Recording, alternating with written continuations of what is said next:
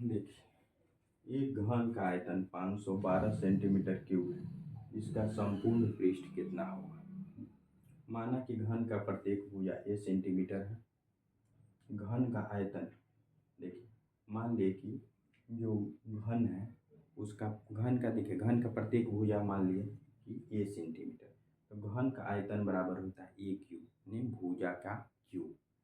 तो देखिए, घन का आयतन दिया है 512 और भुजा का क्यूब, देखिए 512 किसका क्यूब होता है? 8 का। 8 का 3 बार गुना करिएगा, 8 गुने 8 64, और 64 गुने 8 512। ए क्यूब बराबर ए बराबर 8। समझ गए? ए बराबर कितना हो गया? 8। घन का संपूर्ण पृष्ठ कितना होगा? घन का संपूर्ण पृष्ठ बराबर होता है 6 गुने भुजा का स्क्वायर। 6 और भुजा हो गया 8, तो 8 का स्क्वायर, 8 का स्क्वायर हो गया 384 सेंटीमीटर स्क्वायर।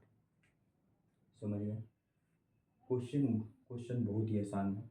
बोलता है कि घन का आयतन 512 सेंटीमीटर क्यूब है और घन का संपूर्ण, तो घन का आयतन बराबर होता है भुजा क्यूब क्यूब, और घन का आयतन 512 भुजा का क्यूब मैंने भुजा बराबर 8 8 सेंटीमीटर होगा, और घन का संपूर्ण पृष्ठ होता है 6 गुने भुजा का स्क्वायर। 6 भुजा का मतलब 8 का स्क्वायर, 6 गुने 8 का 384 सेंटीमीटर स्क्वायर इसका आंसर होगा। समझ गए? कहीं कन्फ्यूजन होगा तो कमेंट सेक्शन में रिप्लाई कीजिएगा, बताइए। दो फार्मूला याद रखिएगा इसमें। घन का आयतन बराबर होता है भुजा का क्यूब, और घन का संपूर्ण पृष्ठ बराबर होता है 6 गुने भुजा का स्क्वायर।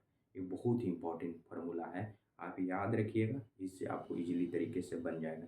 दो फार्मूला, घन का आयतन भुजा का क्यूब और घन का संपूर्ण पृष्ठ 6 गुने भुजा का स्क्वायर, ये दोनों फार्मूला याद रखिए, अपने आप से बहुत सा ऐसा क्वेश्चन बन जाएगा। Thank you so much.